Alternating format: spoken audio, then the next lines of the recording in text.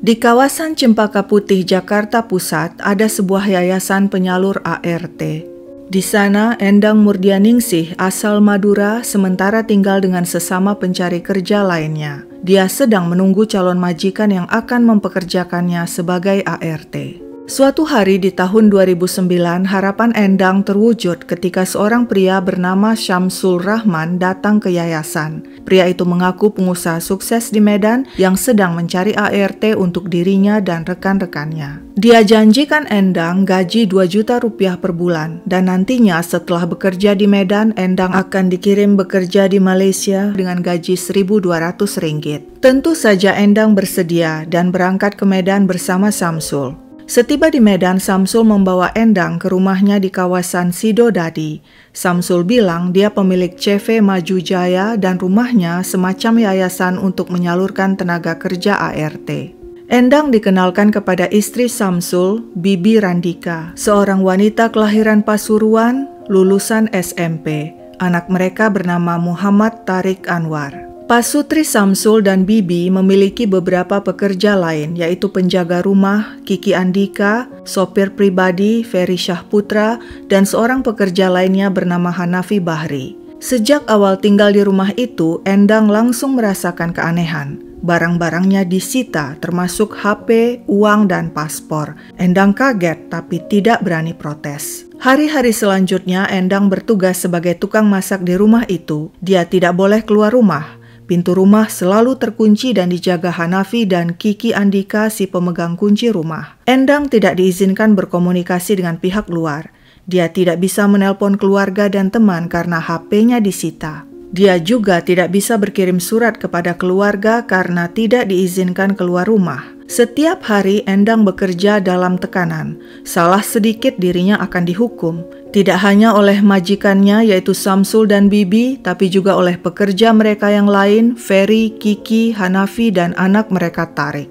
Endang dipukul berkali-kali dengan sapu ijuk oleh sang nyonya Bibi Randika hingga gagang sapu patah. Dia juga ditendang, dihajar dengan ikat pinggang, kepalanya dihantam dengan tablet Samsung, badannya dipukul dengan tangan dan penggaris besi sehingga Endang terkencing-kencing menahan sakit.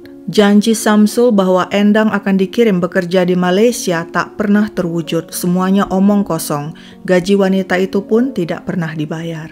Pada tahun itu juga, 2009, Syamsul membawa ART lainnya dari Jakarta ke rumahnya di Medan yang bernama Anis, asal Malang. Kepada Anis Rahayu, Syamsul menjanjikan dia bakalan kerja enak di Medan dengan gaji Rp750.000 dengan kontrak 2 tahun. Setelah kontrak usai, Anis akan dikembalikan ke yayasan penyalur di Jakarta. Setiba di Medan, awalnya Anis disuruh bekerja di beberapa tempat sebelum akhirnya pada 2010 dia bekerja pada Eng Soloy selama 2 tahun. Majikannya itu membayar biaya administrasi sebesar 4,5 juta rupiah kepada Bibi. Gaji Anis selama 2 tahun sebesar 14,4 juta rupiah juga dibayarkan sang majikan kepada Bibi Randika. Anis tidak pernah menerima gaji itu. Setelah 2 tahun bekerja di rumah Eng Soloy, Anis kembali dibawa ke rumah Syamsul dan Bibi dan bekerja di sana. Sama seperti rekannya Endang, dia juga disekap, dianiaya, dan tidak digaji. Selanjutnya pada 2014, lagi-lagi Syamsul dan Bibi membawa ART lainnya dari Jakarta yang bernama Rukmiani asal Demak. Saat itu di rumah Syamsul juga ada ART lainnya yang bernama Yanti. Rukmiani awalnya diiming-imingi gaji 1,5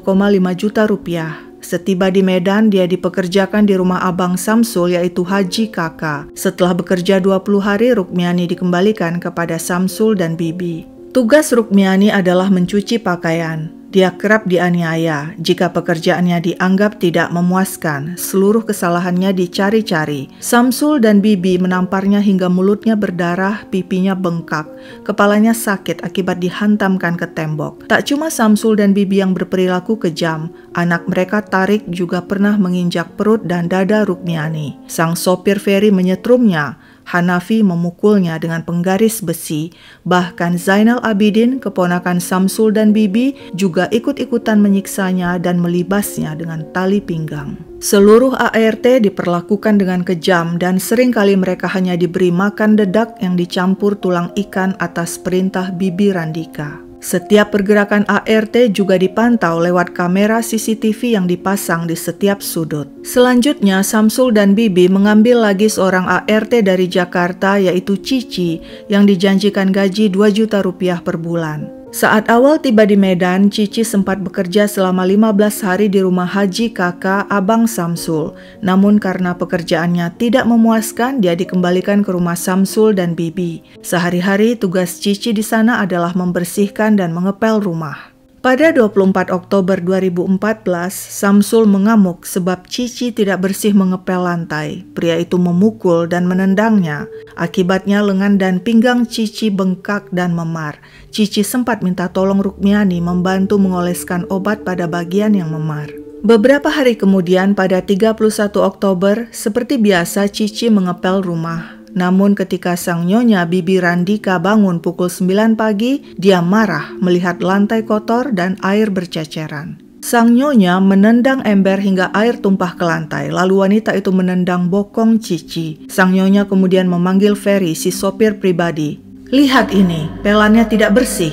Ferry ikut menendang bokong Cici hingga wanita itu terjatuh. Belum puas, Ferry kemudian menginjak dada dan tulang rusuk Cici. Cici yang kesakitan memohon, "Bu, aku sudah capek, aku tidak makan dari tadi, mau istirahat." Sang nyonya, Bibi Randika menjawab, "Tidak bisa istirahat, tunggu bersih dulu ini. Lihat badanmu bau, kamu tidak mandi." Cici kembali mengepel ruang tamu. Bibi yang tampaknya belum puas juga menendang Cici hingga terjengkang ke lantai. Sang nyonya lalu memerintahkan Ferry, "Kamu mandikan ini, badannya bau sekali, udah lama tidak mandi. Kamu masukkan dia ke bak mandi, rendam di bak itu." Kemudian Bibi, si sopir Ferry bersama dengan Hanafi dan Zainal si keponakan kembali menginjak dada Cici bergantian. Selanjutnya, Ferry, Hanafi, dan Zainal menyeret Cici dan memasukkannya ke bathtub penuh air dalam posisi terlentang. Ferry dan Hanafi kemudian bergantian menenggelamkan kepala Cici berulang-ulang hingga wanita itu lemas. Setelah itu mereka mengangkat Cici keluar dari dalam bathtub dan meletakkannya di lantai. Sang nyonya berusaha membangunkan Cici dengan menendang-nendang badan wanita itu. Bibi kemudian memanggil ART-nya yang lain untuk mengganti pakaian Cici yang basah kuyup dan mengoleskan minyak kayu putih ke sekujur tubuhnya.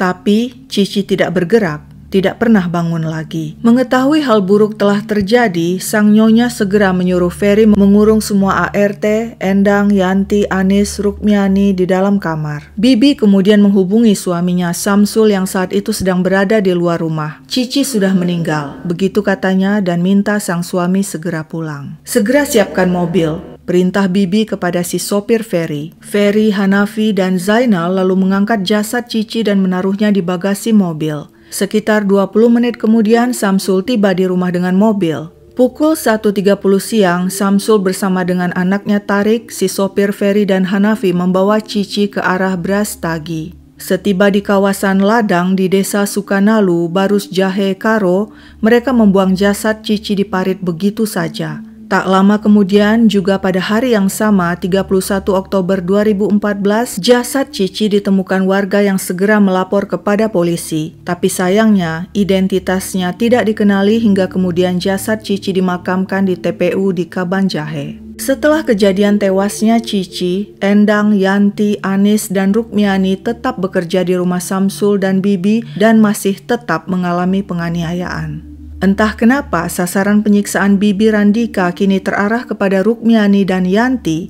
Tubuh keduanya sampai lebam-lebam, termasuk wajah Yanti babak belur. Hingga suatu malam, Yanti diajak pergi oleh Samsul dan Bibi dengan mobil. Mereka bilang akan memulangkan Yanti ke kampungnya. Tapi anehnya, Yanti tidak membawa tas atau barang-barangnya. Dia dibawa begitu saja oleh majikannya, dan setelah itu, Endang, Anis, dan Rukmiani tidak pernah lagi melihat Yanti. Ketiganya tetap menjalankan tugas seperti biasa, setiap gerak-gerik diawasi. Mereka tetap mengalami penyiksaan dari seluruh penghuni rumah. Terkadang makan, tapi lebih sering perut keroncongan. Gaji tidak pernah dibayar. Hingga suatu hari, tanpa disangka-sangka, sang penyelamat datang.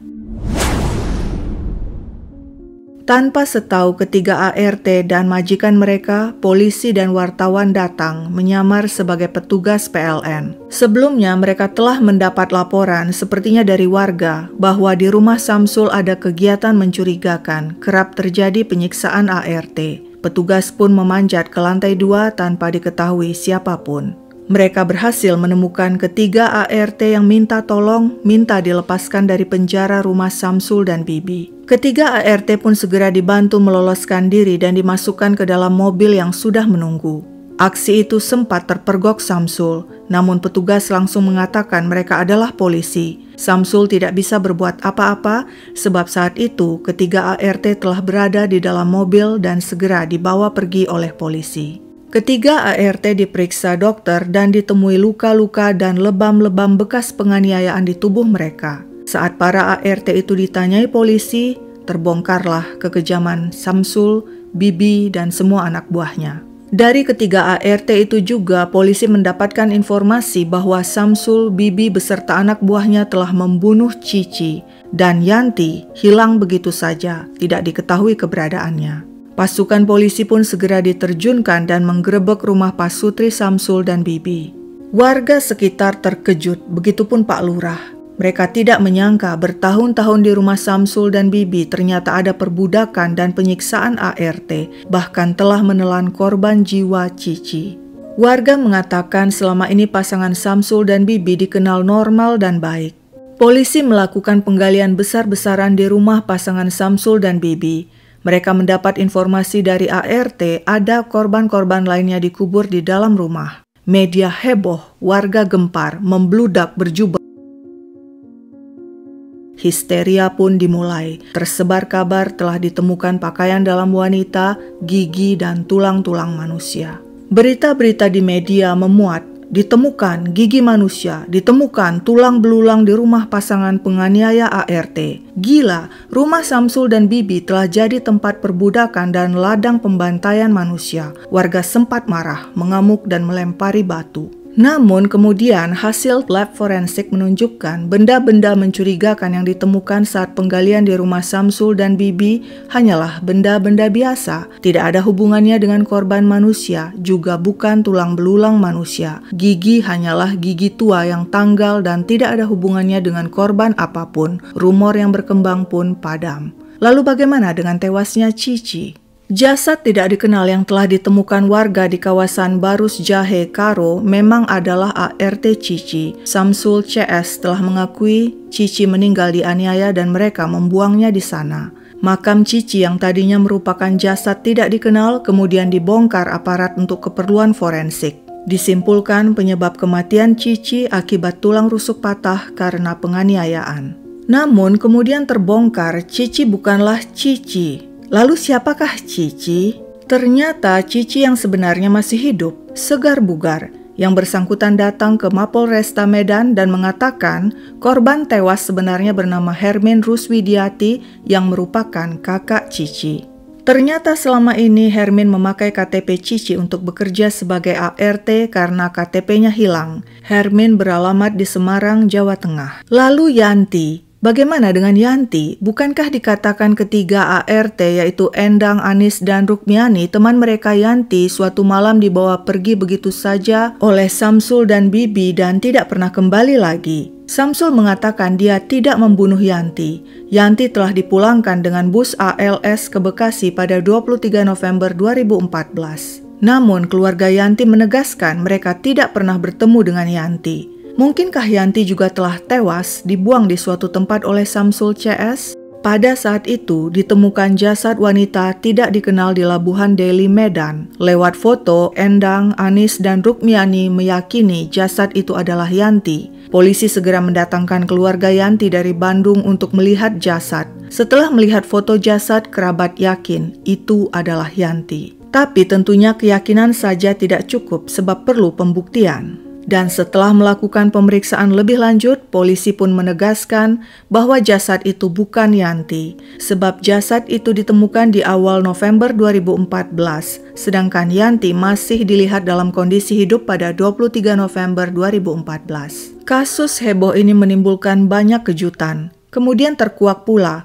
bahwa penganiayaan dan ancaman kekerasan yang dilakukan Samsul, Bibi beserta anak buahnya pernah dilaporkan ke Polresta Medan 2 tahun sebelumnya, yaitu pada September 2012. Saat itu ada beberapa ART yang berhasil kabur dari rumah Pasutri Samsul dan Bibi dan melapor ke Polresta Medan. Namun laporan itu tidak jelas nasibnya. Ratna Sitompul, Koordinator Awas HAM atau Aliansi Warga Sumatera Utara untuk Hak Asasi Manusia, menceritakan pada 24 September 2012, kepolisian menyerahkan 6 ART korban penganiayaan dan penyekapan yang dilakukan keluarga Samsul kepada Yayasan Pusaka Indonesia. Menurut Ratna, di tengah jalan kasusnya mandek karena tidak cukup bukti. Kepada media, Samsul protes. Dia mengatakan adalah korban rekayasa polisi. Pria itu juga mengatakan telah menyuap anggota Polresta Medan. Namun perkataan Samsul segera dibantah pihak Polresta. Persidangan Samsul Rahman dan gerombolannya dimulai pada Mei 2015 di Pengadilan Negeri Medan. Ada 7 terdakwa, yaitu Samsul Rahman alias Samsul Anwar, Bibi Randika, Ferry Sahputra sang sopir, Kiki Andika si penjaga rumah, Zainal Abidin alias Zahri si keponakan, Tarik Anwar, anak Samsul dan Bibi, serta Hanafi Bahri, pekerja Samsul. Sidang berlangsung penuh drama. Bibi Randika sempat lemas dan pingsan hingga digendong sang suami Samsul Rahman. Bibi mengaku mengidap diabetes dan selama persidangan minta jadi tahanan rumah saja. Pasutri, Samsul, dan Bibi juga pernah menghadiri sidang dengan duduk di kursi roda. Jaksa penuntut umum menuntut para terdakwa ancaman maksimal pidana 20 tahun penjara dan denda 120 juta rupiah subsidiar 6 bulan kurungan. Jaksa juga menuntut agar Samsul membayar 100 juta rupiah kepada ahli waris Hermin dan masing-masing 75 juta rupiah kepada ART yang selamat. Pada akhirnya, majelis hakim menjatuhkan vonis yang lebih ringan dari tuntutan jaksa. Samsul Rahman, Bibi Randika, dan Ferry Sahputra divonis hukuman 17 tahun penjara. Zainal Abidin 14 tahun penjara. Kiki Andika 2,5 tahun penjara. Sedangkan 2 terdakwa di bawah umur yaitu Hanafi Bahri divonis 5 tahun penjara, sedangkan Tarik Anwar 20 bulan. Hakim juga mengenakan denda pada Samsul sebesar 125 juta rupiah subsidiar 3 bulan kurungan. Pria itu juga diperintahkan untuk memberikan 25 juta rupiah kepada ahli waris korban Hermin, ART yang tewas dianiaya. Kuasa hukum Samsul mengatakan vonis yang dijatuhkan hakim adalah bentuk balas dendam. Menurutnya, hakim tidak mempertimbangkan upaya perdamaian yang telah dilakukan kliennya kepada keluarga Hermin yang meninggal.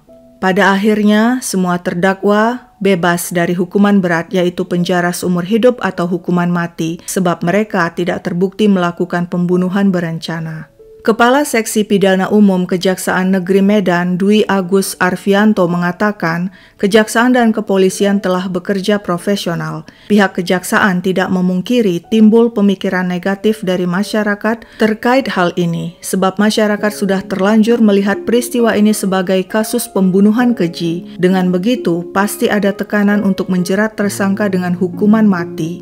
Dia memastikan tidak ada rekayasa dalam kasus ini, mulai dari penyidikan hingga dilimpahkan ke kejaksaan. Case closed. Kasus ditutup. Bagaimana pendapat kalian? Sekian dulu ceritaku, sampai jumpa kapan-kapan.